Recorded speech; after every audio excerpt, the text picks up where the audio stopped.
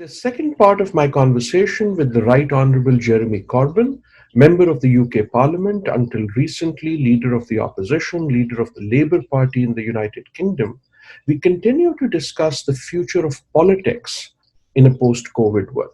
I think the world post-corona is either going to descend into a vicious free market, dog-eat-dog economy with a whole new round of austerity in order to pay off the debts that have been incurred by central banks and governments to deal with corona, or it's going to be a move in the direction of the more collective, more inclusive society that certainly I want. If you were a betting man, what would you bet on? A dog-eat-dog world or a more compassionate future?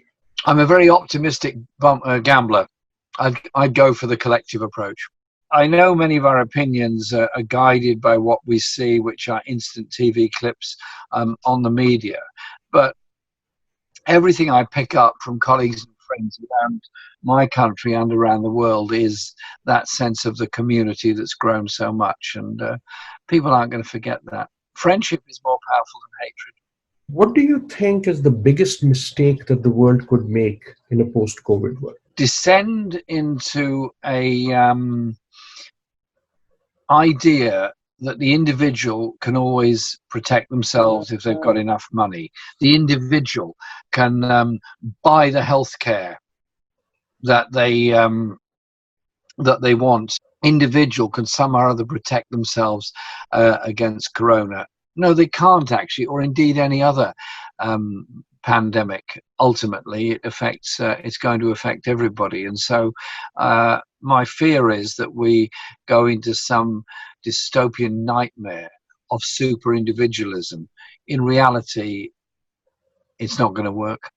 There has to be that collective approach. And so I'm impressed with the degree of collectivism that has come from all of this, but also horrified at the ignorance of some people that simply try to minimize it. Any thoughts on the global response to this around the world? I've been watching very closely what's been happening across the USA, as much as I've been watching what's been happening in Africa, Latin America, and Asia. But I think we've all got one massive lesson to learn here, that we need an effective, properly funded World Health Organization. We need a World Health Organization that is able to ensure that there is healthcare available for all. It is possible if you turn healthcare into a human right. I hope that lesson is learned and learned well.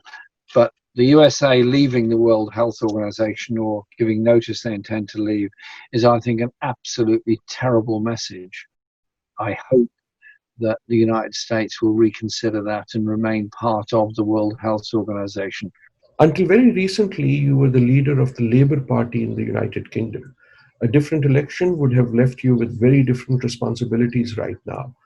Any thoughts in this current moment of COVID about that? I was very proud to lead my party for the past 5 years. And the whole strategy that we, and I use the word we rather than I in this respect, was to ensure our party had a collective approach and that we would lead an investment-led future to develop and improve the economic chances of everyone in our society, particularly the poorest. And that on the world stage, we'd become a pressure for human rights, environmental sustainability, and democracy. I was condemned all through the election campaign for the amount of money that I was planning to spend. And I was planning to spend a lot on investment in health, in education, in housing, in training, and particularly in the green industrial revolution. And I was condemned by every single aspect of the mainstream media, including those that one would have normally thought would be at least sympathetic to those kind of ideas. Only 6 weeks later, 12 weeks later, they were spending as much, if not more, than I had said needed to be spent. And I was told by all of these experts, real experts, that this is absolutely impossible. I think we showed that A society that wants to deal with inequality, poverty, and injustice can, but it does mean you have to reduce the extreme, obscene levels of wealth in comparison to the extreme levels of poverty that exist in our society. If I can finish by quoting something Bernie Sanders said, which really resonated with me some years ago. He said, America, it can afford anything. America's the richest place in the world, it can afford anything, except it can't afford these levels of individual wealth and to feed, clothe, and care for all of the people. Bernie was dead right.